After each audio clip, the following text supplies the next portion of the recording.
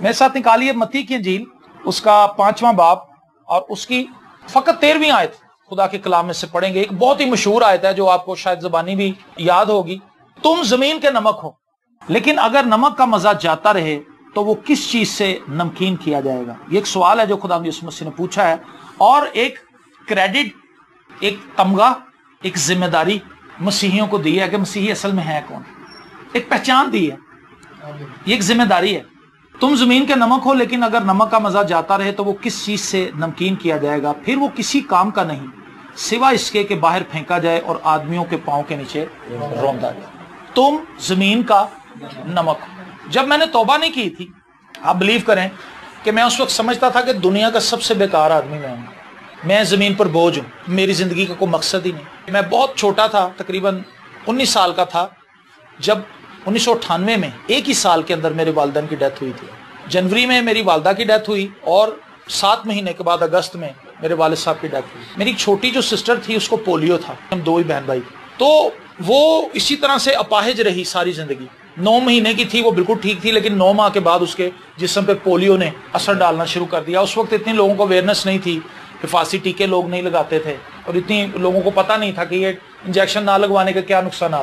तो मेरी सिस्टर जो थी वो जैसे जैसे बड़ी होती गई, उसका जिस्म टोटली तौर पर क्रिपल हो गया, वो चल फिर नहीं सकती थी, सिर्फ उसका मुंह बच गया था, बाकी पोलियो ने उसका सारा जिस्म खा लिया था। और जिंदगी के अंदर बड़ी मुश्किलात थी, बड़ी परेशानियां थी, गुर्बत थी, मुसीबत थी, तंगी थी, आफत थी, बीमारी थी, लाचारी थी, नाउमीदी थी, फ्रस्ट्रेशन थी, दबाव था। लेकिन अभी हमने गीत गाया, असी रुलदे फिरदे सन ते हुण सानू यीशु मिलिया, साडे उजड़ियां बागां नू यीशु ने आण वसाया। पादरी इस्केल सरोवर साहब का गीत है, खूबसूरत गीत। इसकी हर एक जो लाइन है, इसकी जो हर एक वर्स है, जबरदस्त है, और ये एक ईमानदार को उम्मीद दिलाती है, उसको उसकी माजी की जिंदगी याद दिलाती है कि तुम क्या थे लेकिन तुम आज क्या हो। तुम जमीन का नमक हो। हांडी के अंदर आप सारे मसाले डाल दें, सिर्फ नमक ना डालें, हांडी का स्वाद नहीं आपका, टेस्ट नहीं आएगा। नमक टेस्ट बनाता है। यीशु ने कहा तुम दुनिया का टेस्ट हो। एक ईमानदार के लिए ये एक एजाज है जो क्राइस्ट ने उसको दिया है कि तुम जमीन का टेस्ट हो। तुम्हारे वसीले से दुनिया में मजा है, तुम्हारे वसीले से दुनिया में ब्लेसिंग है, तुम्हारे वसीले से दुनिया में बरकत है। जब मैंने तौबा की, मैंने इस आयत को पढ़ा, मुझे इसकी इस तरह से समझ आई कि खुदावंद, मैं तो अपने आप को बिल्कुल नकम्मा, हकीर और नकारा आदमी समझता था, लेकिन तू ये कह रहा है कि मैं दुनिया का नमक हूं, मैं दुनिया का टेस्ट हूं।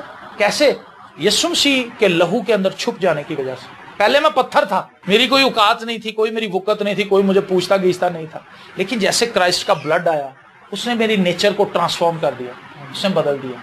उसने मुझे ये हक बख्शा कि मुझसे बाप कह सकूं, उसने मुझे हक बख्शा कि मैं उसके खानदान का फर्द बन गया, और ये इस्तेहकाक उसने हम सबको दिया है, उन सब लोगों को जो उसके नाम लेवा है, जिन पर उनका खून है। आमीन। तो उन पर एक जिम्मेदारी है कि वो अपने आप को जमीन का नमक समझें। अगर मैं जमीन का नमक हूं तो मेरे लिए जरूरी है कि सबसे पहले मैं अपने खानदान के अंदर अपना टेस्ट दूं, ये मेरी रिस्पॉन्सिबिलिटी है। एक बाप को अगर वो नमक है तो उस बाप को टेस्ट देना चाहिए अपनी फैमिली को, उससे बरकत ट्रांसफर होनी चाहिए उसके बच्चों तक। एक माँ अगर नमक है, मतलब ईमानदार है, जमीन का नमक है, तो उसकी ब्लेसिंग उसके बच्चों में ट्रांसफर होनी चाहिए। वो दुआएं देने वाले हों अपने बच्चों को, ब्लेसिंग देने वाले हों, अपने बच्चों के लिए शब रोज खुदावंद के जरूर ठहरने वाले हों, उनको बददुआएं ना दें, बल्कि उनके लिए बरकत की दुआ करें कि बच्चों देखना तुम्हारा कैसा ब्राइट फ्यूचर होगा, क्योंकि हम दुआ कर रहे हैं तुम्हारे लिए। बाइबल मुकद्दस में बाप के ताल्लुक से बड़ी दुआएं हैं। वैसे तो रक्षों के पीछे लिखा होता है माँ की दुआ जन्नत की हुआ, रक्षे के पीछे, गाड़ी के पीछे, ये सब मेरी माँ की दुआ है ऐसे, लेकिन बाइबल मुकद्दस में ज्यादा दुआएं, बल्कि 98% दुआएं बाप ने दी। बाप सारी उम्र अपने बच्चों को पालता है, और कई बार ऐसे होता है कि बाप जब देखता है कि मेरे बच्चे को नौकरी नहीं मिल रही, मेरे बच्चों को नौकरी नहीं मिल रही, वो ओवर टाइम लगाना शुरू कर देता है, वो प्रेशर अपने ऊपर लेता है। बाप बड़ी चीज है, मैंने इस चीज को महसूस किया है। मैं अपने बाप की बड़ी इज्जत करता हूँ, बड़ी मेरे दिल में अपने बाप के लिए, मेरे दिल में उसके लिए मकाम नहीं, दोनों ही नहीं है। मैं 10 या 98 दोनों खुदावंद को चले गए, 98 में दोनों की डेथ हो गई थी। तो मुझे इस चीज का एहसास है कि बाप और माँ क्या होते हैं। अगर हम नमक हैं तो हमारी फैमिली का टेस्ट कहाँ है? क्या हम एक दूसरे की जिंदगी के अंदर खुशी और बरकत का बाइस हैं, या हम एक दूसरे के लिए तकलीफ का बाइस हैं? ये सवाल है जो यीशु मसीह मुझसे और आपसे पूछ रहा है। अगर मैं बेटी हूं तो क्या मैं अपने माँ बाप के ताबेदार हूं? अगर मैं बेटा हूं, क्या मैं अपने माँ बाप की खिदमत करता हूं? ठीक है ना? अगर हम एक फैमिली हैं तो हम फैमिली के अंदर किस तरह यूनिटी के अंदर रहते हैं? ہم کس طرح ایک دوسرے کا ساتھ دیتے ہیں. فیملی کے اندر ہر بندے کی ایک الگ نیچر ہے, ہر بندے کی الگ سمجھ اور سوچ ہے, لیکن جب وہ مسیح میں آتے ہیں وہ سب ایک دوسرے کے ساتھ جڑ جاتے ہیں, یونٹی کے اندر آ جاتے ہیں. جب یونٹی کے اندر آتے ہیں تو ایک خوبصورت خاندان تشکیل پاتا ہے. آمین. جب یہ سارے مسالے آپ ہانڈی کے اندر ڈال دیتے ہیں تو پھر اس کے بعد ایک خوبصورت سمیل سالن میں سے اٹھتی ہے. آپ کہتے ہیں واہ جی واہ آنٹی جی آج تو اسی کمال ہی سالن بنایا ہے. ریزن کیا ہے کہ وہ سارے مسالے یکجا ہو گئے اور ایکول مقدار میں ڈالے گئے ہیں اور انہوں نے مزہ دیا. لیکن ان سب میں ٹاپ پر نمک ہے, اور اسی کی مثال خدا یسوع مسیح نے دی ہے. ایک ایماندار کو تشبیہ دی گئی ہے نمک کے ساتھ. نمک کیا کرتا ہے؟ ذائقہ دیتا ہے. نمک دوسری چیز کیا کرتا ہے؟ نمک پیاس لگاتا ہے. آپ نمک والی چیز کو کھا لیں آپ کو بار بار پیاس لگے گی, بار بار پیاس لگے گی. نمک کے اندر یہ کوالٹی ہے کہ وہ آپ کی پیاس جگاتا ہے. اگر ہم ایماندار ہیں تو ہمارے ارد گرد جو لوگ ہیں ان کے اندر پیاس کیوں نہیں جاگ رہی؟ ہم لوگوں کو اس طرح سے متاثر کیوں نہیں کر رہے کہ لوگ کہیں کہ یار تم کون سے خدا کو مانتے ہو, جس چرچ تم جاتے ہو مجھے بھی لے کے جاؤ. یہ گواہیاں جو تمہاری زندگی میں ہیں یہ میری زندگی میں بھی ہونی چاہیے. آمین. آج کے ایماندار ڈیڈ ہیں. بائبل مقدس میں لکھا ہے مکاشفہ کی کتاب میں, تو کہلاتا زندہ لیکن تو ہے مردہ. چرچ جانے والے لوگ ہیں لیکن لڑائی جھگڑا, گالیاں, نشہ, فراڈ, رشوت لینا, بغض, حسد, جلن, نہ معاف کرنا, یہ ساری چیزیں آج بھری ہوئی ہیں. نعرے ان کے چرچ میں بہت اونچے ہیں, تالیاں ان کی بہت اونچی ہیں, اچھل اچھل کے وہ عبادت کر رہے ہیں اور کلام میں اونچی اونچی شاؤٹ کر رہے ہیں اور جناب بڑا لگ رہا ہے کہ واہ یار کمال ہے, لیکن ان کا اصل چہرہ کچھ اور ہے. یسوع مسیح نے کہا تم زمین کے نمک ہو, اگر ہم نمک ہیں تمہارا ٹیسٹ کہاں پہ؟ بطور ایماندار میں مسیح کو اپنی زندگی سے کیسا جلال دیتا ہوں؟ جب میں مارکیٹ میں سودا خریدنے جاتا ہوں, سبزی لی میں نے 90 روپے کی سبزی بنی, وہ بندے نے مجھے 10 واپس کرنے سے انہوں نے غلطی نہ 20 واپس کر دی. اب مجھے پتا ہے کہ 10 میرے بنتے ہیں, میں کہا 20 دیتے, چلو سر گیا کوئی گل نہیں, میں نے جیب چ پاتا. ہاللیلویا, خدا کی تعریف. یہ خدا کی تعریف والی بات ہے, یہ شرم والی بات. ایک بھائی کے تعلق سے بتاتے ہیں, وہ ہمارے چرچ میں آیا تو پادری صاحب کو کہتا کہ پادری صاحب یہ دعا کریں خدا نے ایک بڑا اچھا موبائل دیا مجھے. بھائی صاحب کہتے ہیں ہاللیلویا جی خدا کی تعریف ہو. تو کتنے کا لیا بھائی؟ کہتا لیا نہیں بھائی جان, مجھے سڑک سے ملا تھا. کہتا سڑک سے ملا تھا اور میں نے نکال کے اسی میں اس کی پھینک دی تھی. دیا خدا نے. یہ خدا نے نہیں دیا ہے تو چوری ہے. جس بندے کا گرا وہ بیچارہ فون کر رہا ہوگا, سم تو نے کاٹ کے سوٹ دی تو فون کتوں آنا ہے؟ آیا وہ چرچ میں ہوا ہے اور گواہی دے رہا ہے کہ خدا نے مجھے موبائل دیا. اس قسم کی شرمناک حرکتیں آج مسیحی لوگ کر رہے ہیں. جھوٹی قسمیں کھا رہے ہیں, دوسری شادیاں کر رہے ہیں, خاندان کے اندر تباہی پھیلائی ہوئی ہے. لیکن وہ کہتے ہیں کہ جی ہم بہت اچھے ہیں, ہم بہت اچھے ہیں, ہم نے آج تک کسی سے برائی نہیں کی. میں تو کبھی باجی جھوٹ بولتا ہی نہیں. جو یہ بندہ کہتا ہے وہ سب سے بڑا جھوٹا ہوتا ہے. جو یہ کہتا ہے کہ جی میں کبھی جھوٹ ہی نہیں بولا, یہ کبھی ہو سکتا ہے؟ لکھا سب نے گناہ کیا اور خدا کے جلال سے محروم ہے. بائبل کہہ رہی سب نے گناہ کیا, وہ کہتا ہے میں گناہ ہی نہیں کرتا کوئی. تو آج کلیسیا کے اندر جھوٹ ہے. تو میں یہ کہہ رہا ہوں کہ نمک جو ہے وہ پیاس بڑھاتا ہے, پیاس جگاتا ہے. ہمارے اندر کتنی یہ پیاس ہے کہ ہم خداوند کو جانیں, اور ہماری موجودگی کے وسیلہ سے کتنے لوگ مسیح یسوع سے متعارف ہو پاتے ہیں. میں آپ کو بتاؤں کہ میں جس جگہ پر کام کرتا تھا قلعہ گجر سنگھ میں, تو میں وہاں پر آفس بوائے وہاں پر بھرتی ہوا, فوٹو کاپی کروا کے لانی, کوئی آ گیا چائے پلا دی, کوئی آیا اس کو پانی پلا دیا, صاحب نے چیک لکھ کے دیا, بینک سے کیش کرا لایا, جو ایک آفس بوائے کا کام ہوتا ہے وہ میں کرتا رہا. لیکن سارا دن میں وہاں پہ بائبل پڑھتا, چیک کیش کروا کے واپس آیا, لیں سر جی پیسے. بائبل میری کھلی رہتی. 13 سال میں نے وہاں پر کام کیا, 13 سال میں میری بائبل وہاں پہ بند نہیں ہوئی. اور آپ بلیو کریں کہ وہ سب مسلم لوگ تھے. آج بھی وہ پلازا وہیں پہ ہے, بلال سینٹر, لاہور ہوٹل جہاں پہ آٹو مارکیٹ ہے ساری, اس کے کارنر پہ بلال سینٹر ہے. آج بھی وہ پلازا موجود ہے, آج بھی وہ دفتر موجود ہے جہاں پہ میں کام کرتا تھا. میں ابھی بھی اپنے باس سے کبھی کبھی ملنے جاتا ہوں. تو مقصد کہنے کا یہ ہے کہ میں اس کلام سے محبت کرتا تھا, اور بہت سے لوگ مجھے دیکھتے تھے کہ یہ کیا ہے, کہ کیا پڑھتا رہتا ہے, یہ کوئی ناول ہے, یہ کیا ہے. ایک مولوی صاحب میرے پاس آئے, انہوں نے کہا کہ سر جی یہ کیا چیز ہے؟ میں نے کہا جی یہ بائبل مقدس ہے. کہتا جی تسی نہیں دکھا سکتے ہو؟ میں کہا دیدار ہو گیا آج. مطلب سارے مولوی ایسے نہیں ہوتے جو آپ کو ٹاؤنٹ کرتے ہیں, اسے چھیڑتے ہیں. کئی ایسے بھی ہوتے ہیں جو اس کی عقیدت کرتے ہیں کہ یہ مقدس کتاب ہے. تو اس نے کہا کہ میں نے آج تک انجیل مقدس دیکھی نہیں. تو مقصد یہ تھا کہ میں وہاں پر بائبل مقدس پڑھتا رہا, اور بہت سے نوجوان جو کہ مسیحی ہی تھے وہ کسی نہ کسی حوالے سے وہاں سے گزرتے تھے. وہ مجھے کہتے تھے کہ سر تسی ہر وقت بائبل پڑھتے رہتے ہو. آپ بلیو کریں وہاں پہ بہت سے لوگ ایسے تھے جن کے اندر میں نے بائبل مقدس پڑھنے کا رجحان ان کے اندر پیدا کر دیا, کیونکہ وہ مجھے دیکھتے تھے کہ بھی اگر یہ پڑھ سکتا ہے تو ہم کیوں نہیں. بہت سے لوگوں نے توبہ کی, بہت سے لوگوں نے بپتسمہ لیا وہاں پر. ریزن کیا تھی؟ کہ میں زمین کا نمک تھا, نمک ہوں, اور میں ایمان رکھتا ہوں کہ میں نمک رہوں گا. آمین. تو جو نمک ہے اس نے اپنا کام دکھانا ہی دکھانا. آپ نمک کی کان کے اندر گڑ رکھ دیں، نمک کی کان کے اندر آپ لوہا رکھ دیں جا کے، اور کچھ مہینوں کے بعد جا کے اس لوہے کو چیک کریں، وہ بھی نمک بن گیا ہو۔ کیا مثال ہے کرائسٹ کی جو اس نے میرے لیے اور آپ کے لیے دی ہے کہ ایماندار کیسی چیز ہے، وہ نہیں بدلتا، وہ دوسروں کو بدل دیتا ہے۔ یہاں پہ آج کا ایماندار، آج کا مسیح ایسا، وہ ہر قسم کا اثر لے رہا ہے اپنے اوپر۔ کوئی اس کو جادو تویز پہ لے کے جا کہتا چلو جی آؤ جی تویز کرا لینے، تویز کرا لیا۔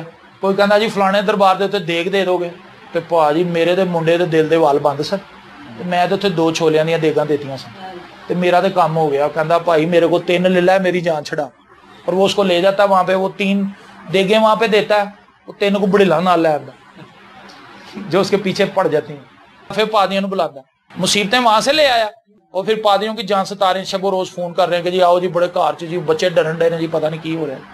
آج کے مسیحی ایمانداروں کا یہ حال ہے کہ جو اس کو جدھر لے کے جاتا وہ ادھر ہی چلا جاتا، لیکن ایک ایماندار ایسا ہے جو اپنے ایمان میں مضبوط ہونا چاہیے، اس سے پتا ہونا چاہیے کہ میں کون ہوں اور میری پہچان کیا ہے۔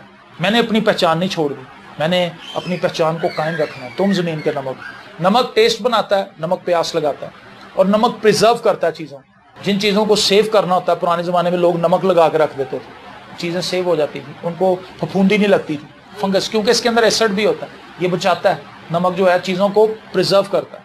ایک ایماندار کی کوالٹی ہے کہ اس کی وجہ سے بہت سے لوگ بچ جاتے ہیں۔ آمین۔ پولوس جس جہاز میں تھا وہ جہاز خطرے کے اندر تھا، لیکن خدا کے فرشتے نے کہا کہ چونکہ تو اس جہاز پہ ہے، جہاز کے مسافروں کو کچھ نہیں ہوگا۔ آمین۔ پولوس کی وجہ سے۔ اگر میں ایماندار ہوں تو بائبل مقدس میں لکھا ہے تو ایمان لا تو تیرا گھرانہ نجات پائے گا۔ اگر میں ایمان لے آیا ہوں تو مجھے اپنے گھرانے کے لیے دعا کرنے کی ضرورت ہے، انہیں تنگ کرنے کی ضرورت نہیں۔ کئی لوگوں کو میں نے دیکھا وہ توبہ کر لیں پھر وہ بڑا ستاتے ہیں اپنی فیملی۔ اور مسیحی زندگی کا ایک سب سے خوبصورت پہلو میں آپ کو بتاؤں، مسیحی زندگی دوسروں کو دیکھنے کا نام نہیں، مسیحی زندگی آپ سے شروع ہوتی ہے۔ آپ کیا کر رہے ہیں؟ اگر آپ یہ سوچتے رہیں کہ میری بھن نے مینوں بڑا ستایا، میرا بندہ مینوں بڑا ستاندا، میرے بچے مینوں بڑا ستاندے نے، میری ساس نے مینوں بڑا ستایا، میرے بھراواں نے مینوں بڑا ستایا، آپ کا معاملہ حل نہیں ہوگا۔ دیکھیں ملعون ہے وہ شخص جو بشر کو اپنا بازو جانا۔ ہم نے خداوند پہ توکل لگانا ہے، اور ہم نے یہ دیکھنا ہے کہ ہم کہاں پر کھڑے ہیں، دوسرے کہاں پر ہیں وہ بعد کا میٹر ہے۔ پہلے ہم نے اپنی سکریننگ کرنی ہے، الٹرا ساؤنڈ اپنا کرنا ہے اسپرچل، ساڈے کتے کتے پتھریاں ہیں، اگر اپنا ساڈا ٹھڈ پتھریاں نہ بھریا دوسرے کو ہم نے کیا بتانا ہے؟ یسوع مسیح نے کہا تیری اپنی آنکھ کے اندر شتیر ہے، دوسرے کا تجھے تنکا نظر آ رہا ہے۔ کلام میں سب جواب موجود ہے، ہمیں کہیں باہر جانے کی ضرورت نہیں ہے۔ بائبل مقدس میں لکھا ہے کہ تجھے اپنے بھائی کا تنکا تو نظر آ جاتا ہے لیکن اپنی آنکھ کا شتیر نظر نہیں آتا۔ خداوند یسوع مسیح بار بار ہماری طرف ہی انگلی اٹھاتے ہیں اور وہ کہتے ہیں کہ اپنے آپ کو دیکھ، اپنے آپ کو دیکھ۔ تو ہماری زندگی کے بہت سے مسائل اس لیے ہیں کہ ہم یہ سوچتے ہیں کہ دوسرے ہمارے لیے تکلیف کا باعث ہے، ہم کسی کے لیے تکلیف کا باعث نہیں۔ سمجھ آئی گل ہے؟ ہمارے ذہن میں یہ خیال ہے کہ ساری بہتری جو فیملی میں ہے نا وہ میری وجہ سے ہے، اور ساری جو پرابلمز ہے نا وہ دوسروں کی وجہ سے۔ ایسا ہو نہیں سکتا کہ ساری بھلائی میری وجہ سے ہی ہو اور سارے نقصان دوسروں کی وجہ سے ہی ہیں، ایسا نہیں ہے۔ ہمارے سمجھنے کی، ہماری انڈرسٹینڈنگ کی پرابلم ہے۔ اگر ہم یہ سمجھ لیں کہ خداوند، میری ایک بہن ہے تو وہ مجھے کہتی کہ جی میں جی پریشان ہوں جی، میں سارا کام کرتی ہوں گھر کا، سارا گھر کا کام میں ہی کرتی ہوں۔ میں کہا اچھا، اس کا بندہ باہر چلا گیا، لڑکے نہیں مطلب ویسے ہی چلا گیا جاب کے لیے چلا گیا۔ اچھا جی جب وہ چلا گیا تو اگلے دن اس کو اپنے بچے خود چھوڑنے جانے پڑے۔ پہلا کام تو آئی انہوں سمجھ آ گئی کہ بھی میرا بندہ تو ڈیلی بچے چھڈن جانا سی تے لے کے بھی آندا سی۔